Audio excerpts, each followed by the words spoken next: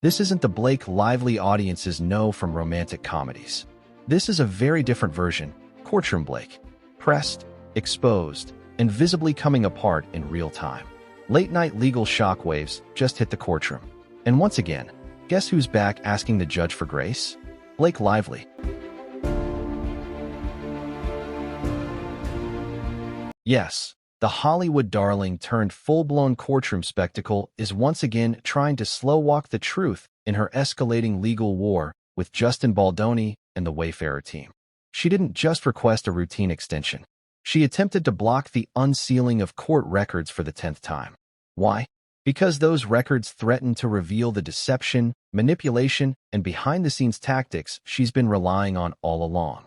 According to filings made public this week, Blake's legal team rushed in at the last possible moment, scrambling for extra time to stop the public from seeing what actually went down during expert depositions.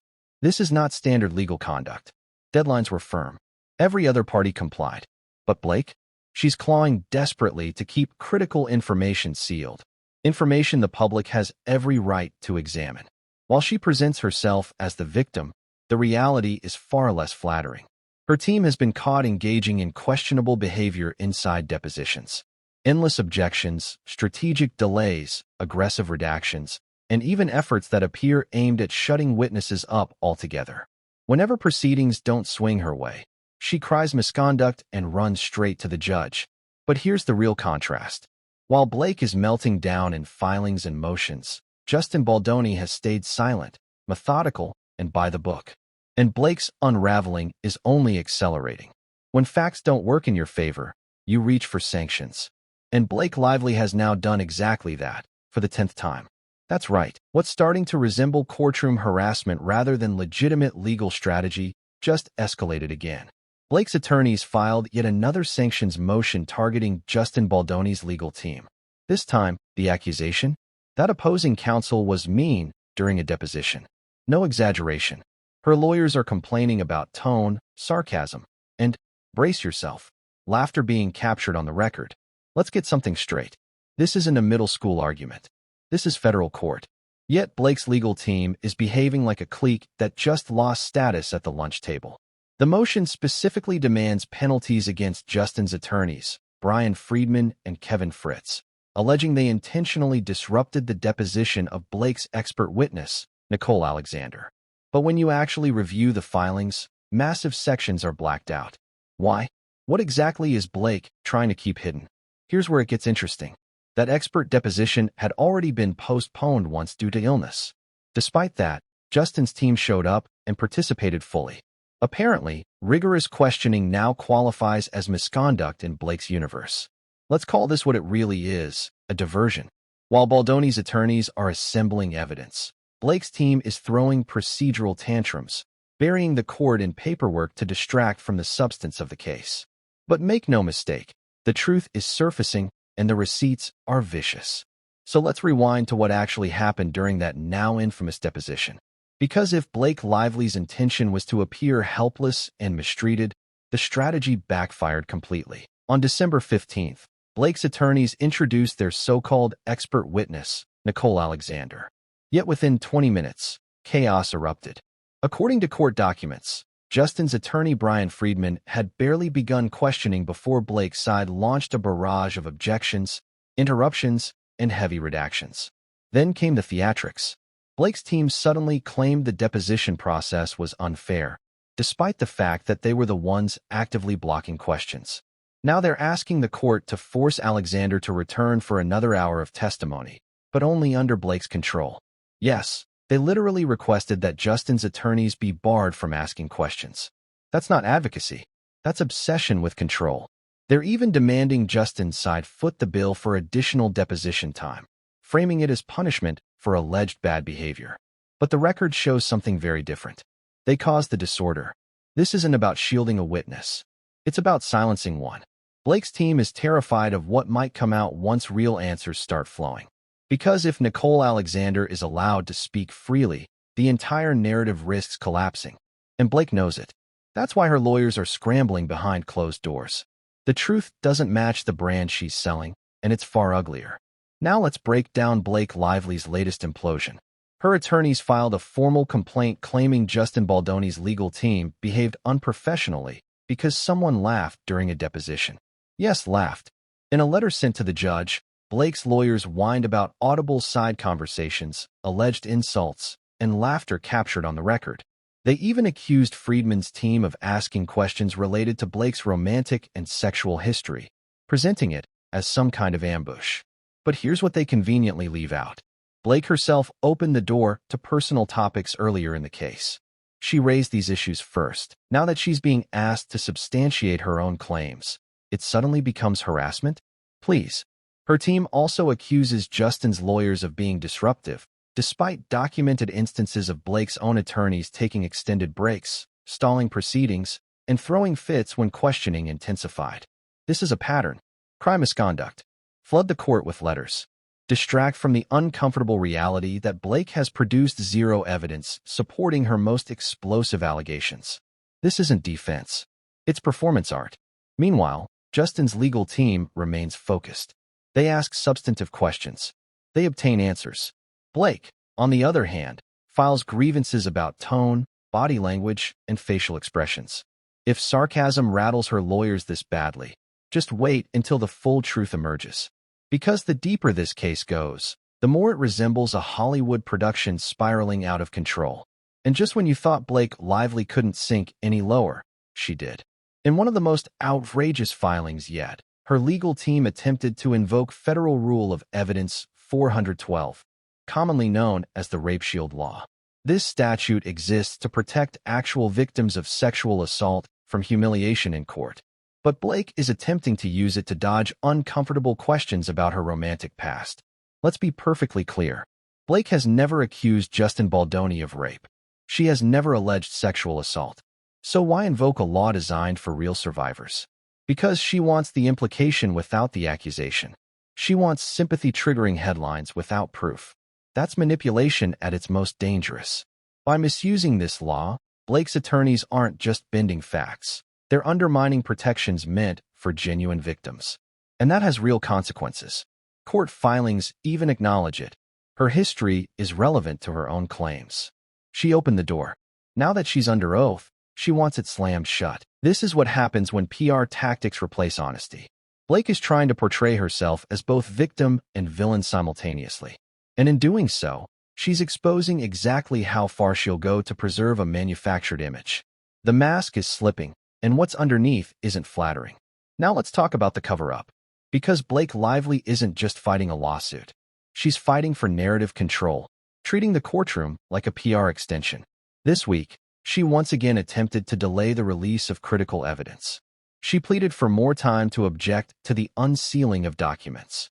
Why? Because the contents threaten the pristine public image she's curated. And here's the kicker. This wasn't her first delay. Not her second either. She already received an extension. Now she's asking for even more time, clearly hoping the story fades during the holidays. That's not legal strategy. That's manipulation 101. She doesn't want the public to meet the real Blake, the one who weaponizes lawsuits, silences dissent, and hides behind redactions. Her team is blacking out massive portions of filings so no one can piece together what actually occurred during depositions. But time is running out, and judges can't shield her indefinitely. Meanwhile, Justin Baldoni's team hasn't filed a single sanctions request. Not one. They comply, respond, and move forward. No theatrics. Blake, meanwhile, has turned this lawsuit into a traveling circus. And the headline act is her performance as the misunderstood Hollywood princess. Only now, the audience is waking up. And when those sealed documents finally go public, Blake's fairy tale may burn to the ground. Court transcripts don't lie. And what they reveal is deeply embarrassing for Blake Lively's legal team. During a recent deposition, things devolved so badly it resembled a reality TV meltdown rather than a legal proceeding. Blake's lawyers weren't just objecting. They were shouting, interrupting, refusing to go on record, and even walking out mid-questioning. One attorney reportedly yelled, "This is my deposition. We're going off the record," like it was a playground argument. And when Brian Friedman attempted to preserve objections for appeal, a standard legal procedure, Blake's team tried to silence him, arguing he wasn't the lead attorney. Utter nonsense. It gets worse. Blake's lawyer began questioning opposing counsel about deceased former clients, completely unrelated to the case. When challenged, they flipped the script, accused misconduct, and threatened more sanctions. This is desperation on full display. While Justin's team remains composed, Blake's side is imploding in real time, lashing out, deflecting, and stirring irrelevant drama to drown out facts. But the court reporter captured everything. Every word is now part of the official record. This isn't strength. It's collapse, broadcast publicly. Blake Lively isn't just portraying herself as a victim. She's attempting to weaponize womanhood to win a case she's clearly losing. Her latest maneuver claims that any mention of past relationships constitutes harassment, despite those topics being directly tied to her own allegations. This isn't protection. It's outrage engineering. She's counting on people not reading the fine print. She wants buzzwords like rape shield to do the work of evidence. But the facts don't support her narrative. Not once has she accused Justin Baldoni of assault, abuse, or harassment. Yet she hides behind laws meant for real victims. That's not feminism. That's exploitation. And she knows the media will amplify it. Public opinion is her real battlefield. This case isn't just about court victory. It's about destroying Justin's reputation. Truth be damned. Blake wants to be seen as justice personified. Instead, she's revealing how easily she'll twist it. This isn't courage. It's betrayal of the legal system, real survivors, and public trust. And with every stunt, more people see through the act. If anyone else behaved this way in court, the judge would shut it down instantly. But Blake keeps receiving leniency. Let's stick to facts. She requested a delay, pushing document release to December 29th. The judge not only granted it, he gave her even more time than requested. This is the same judge allowing sweeping redactions. The same judge permitting missed deadlines while Justin's team drowns in pointless filings.